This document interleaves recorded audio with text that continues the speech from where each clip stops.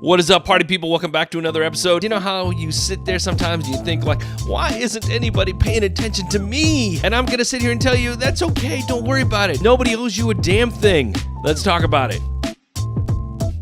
That's right, folks. We're back. Art Lessons Podcast. I'm your host, Dave Conrey. And here, what I like to do is I like to express real-time ideas on how to live a creative life. And today, we're going to talk about you and your thoughts on attention and why you feel like you need that thing or you deserve that thing, but really, nobody owes you a damn thing. Sure, a little bit of harsh talk right in the beginning of the episode, but folks, I don't really care because you need the harsh talk sometimes. You need the fresh look. You need someone to sit here and say to you, guess what?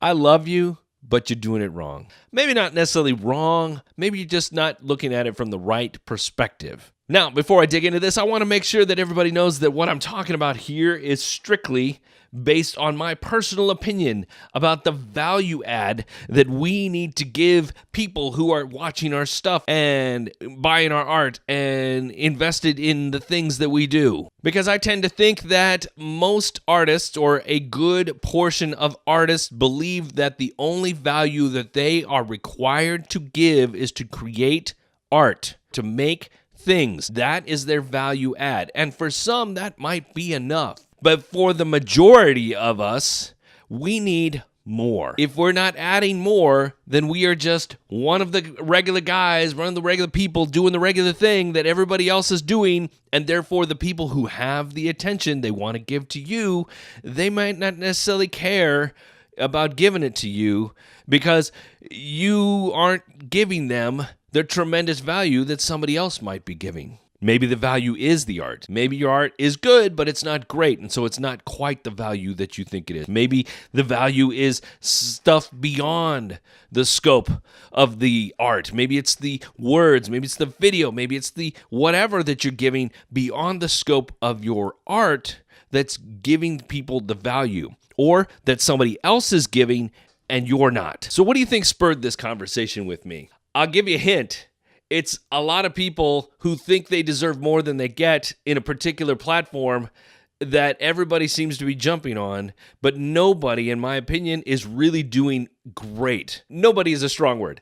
A lot of people, a large majority of the people that I saw on this particular platform are not doing a very good job. So what would that platform be? Patreon. That's right, folks, Patreon. The one that I've been talking about for a while, the one that I've been hedging my bet on a little bit for a long time, trying to figure out whether I was going to jump in there, trying to figure out whether it was the right place for me to be. And I told myself, yes, I'm going to do it. I'm going to do it. And when I started doing my research for it, I realized, God, this place is, it just makes me cringe the way some people treat those that come there to patronize them. Those that come to give them money for the work that they do, and the artist or the creator are treating those people, those patrons, like dirt.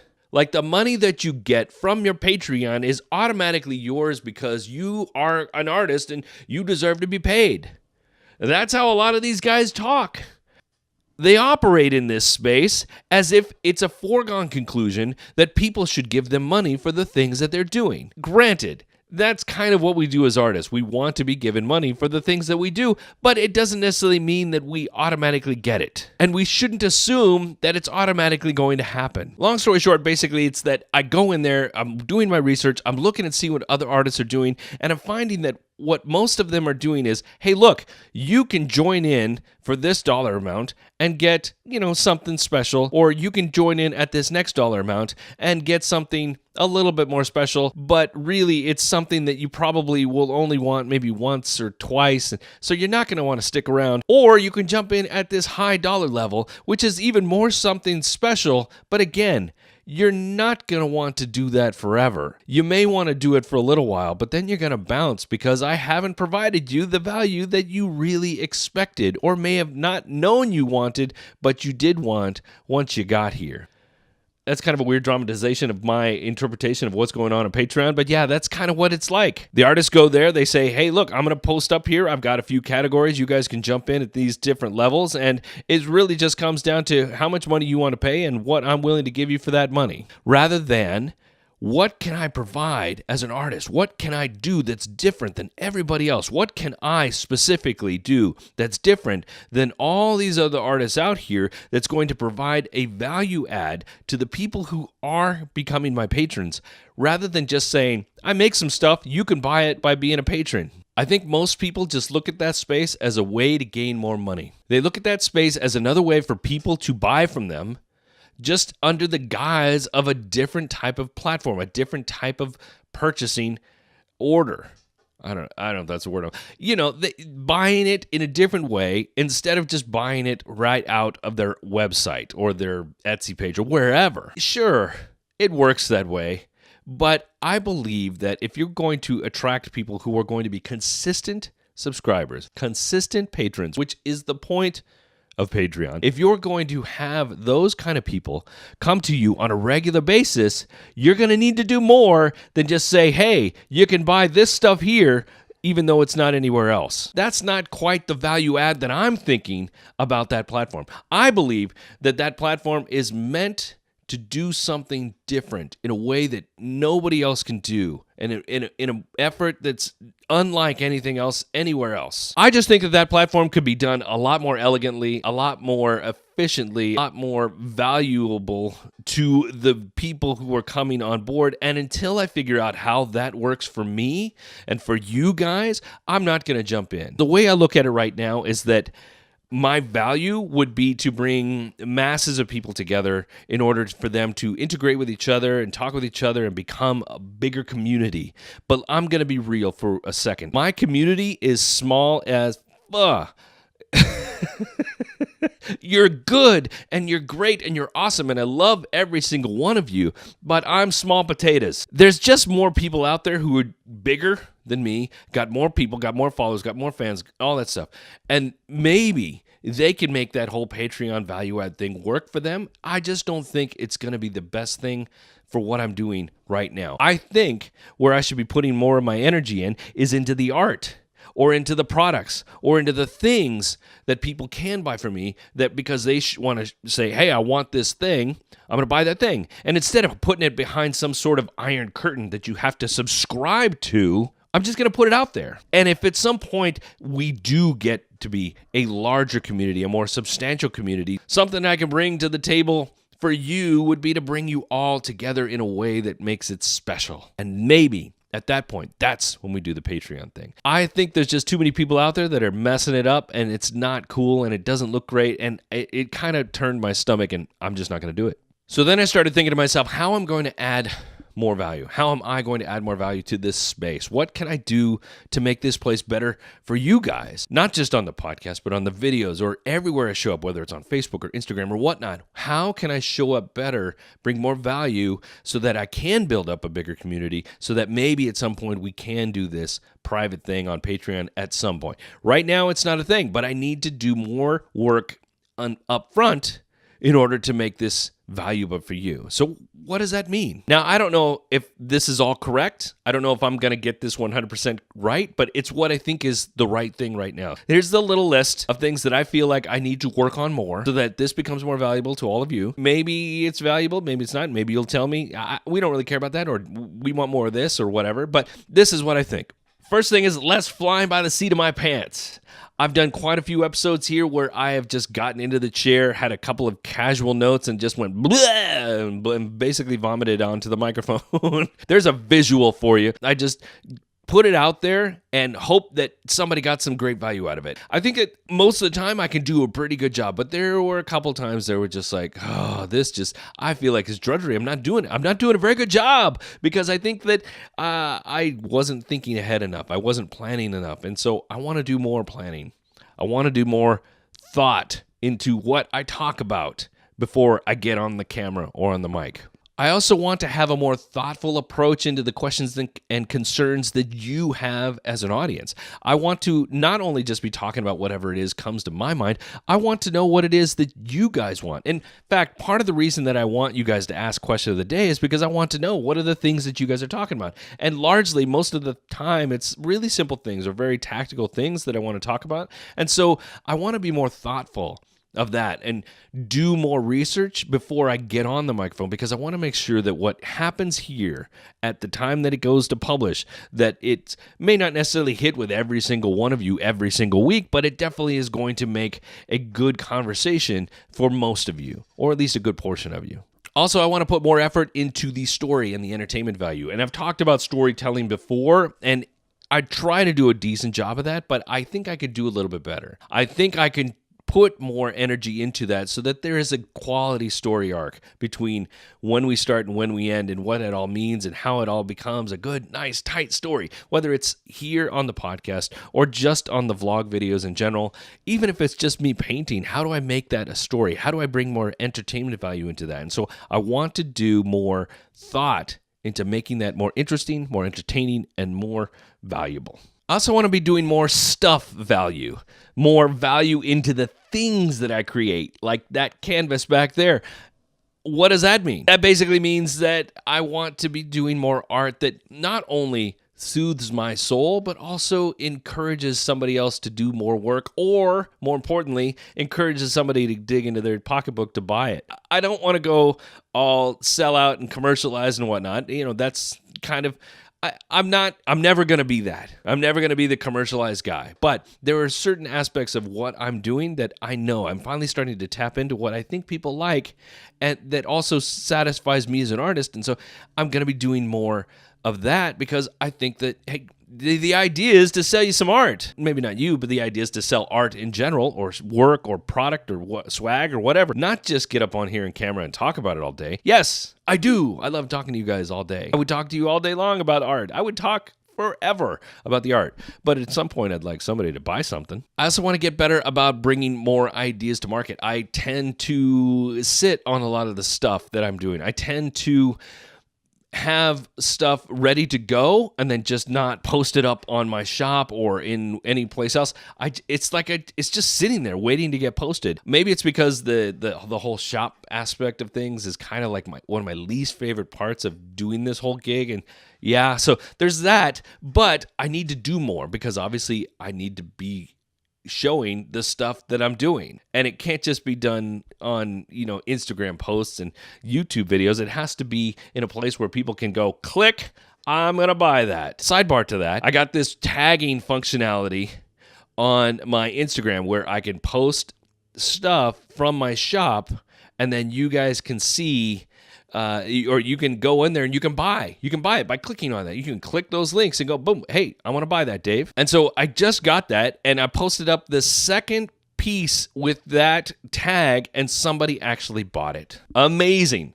I posted something on my Instagram with a link to people to buy, and somebody actually bought it. So yeah, I've got work to do in that respect, where I'm going to put more of this stuff up online so people can actually get to it. On top of that, I got to be okay with asking for the sale. I got to be okay with saying, hey, look, there's this new piece up. You should go buy it. Now, I'm pretty good about that for the most part, but sometimes I get a little bit hesitant about that. And I know that there's plenty of artists that feel that same way, where there's a work that you just posted and you want people to buy it, you want to draw attention to it, but then there's this little voice inside you that says, don't talk about it too much, Dave. That's too much promotion. Don't share too much, Dave, because people are going to disrespect you and call you a sellout. Don't let the world know that you actually have good stuff for people to buy, especially in, like the most buying time of the year being Christmas or whatnot. By the way, buy my stuff. It's Christmas time. Go buy something for your friends and family. DaveConrey.com. See what I did there? That was kind of rough.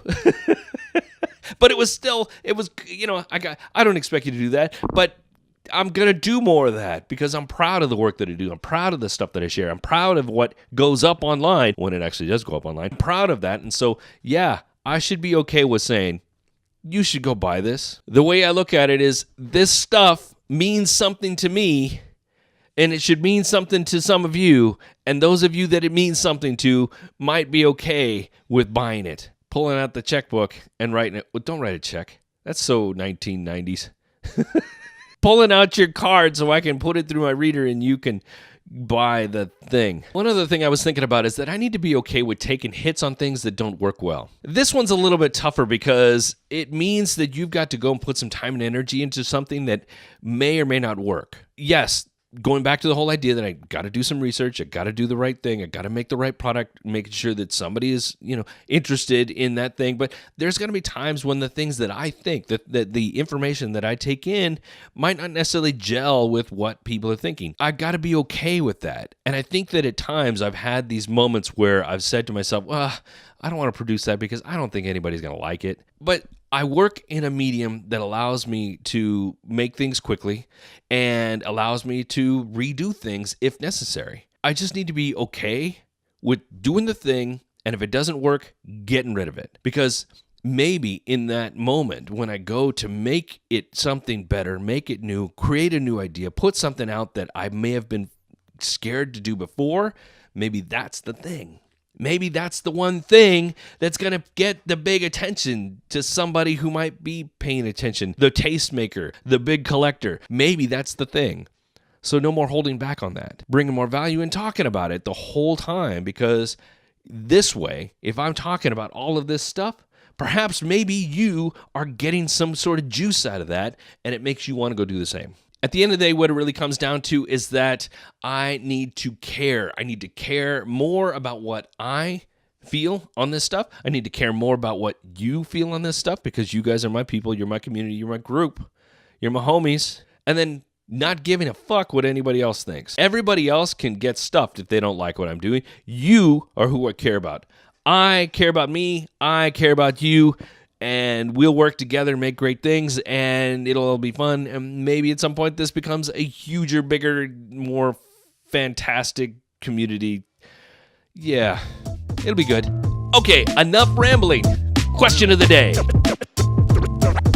Today's question of the day comes from Cassie, and she asks a very specific question. What kind of paper do you like to draw on? That's a good question, Cassie, and I'm glad you asked. Okay, so here's the truth. I don't have any preference whatsoever. Sometimes draw on sketchbook pads that are cheap crap paper. I sometimes draw on watercolor paper. I sometimes draw on newsprint. I sometimes draw on whatever, magazine pages. I can draw on just about anything. However, I have been thinking that maybe I need to be carrying around stuff that is more high quality, so that when I get the impulse to create something original on a piece of paper, then I can take that and actually turn that into a real piece of art, as opposed to something that's just a sketchbook piece that I will probably never do anything with. There have been plenty of times when I've put stuff into the sketchbook and then I never did anything with it. The whole idea of the sketchbook was to take the ideas and then generate them into something else, and more times than not, I don't ever do that. And so I was thinking maybe it'd be a good idea if I had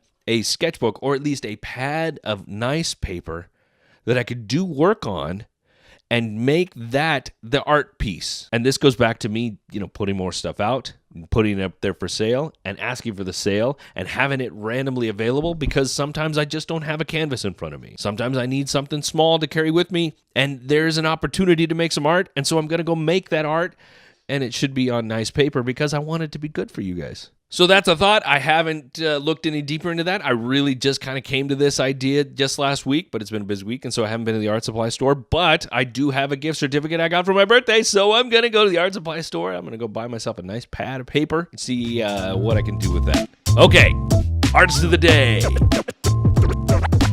Today's artist of the day is a relatively new friend to me, Lizzy Lomax. Lizzy Lomax is an illustrator I believe she's based here in Southern California. I'm pretty sure we've had conversations where we've talked about meeting up, but sometimes I have these conversations a lot and they don't come to fruition because we're all just so busy people that I don't. But anyway, Lizzy Lomax is an illustrator and an artist based locally, perhaps. I love her work. I really do. It's very vintage in nature. She has a very vintage appeal to her figurative work right there. This one's one of my new favorites right here. Cool stuff on that one.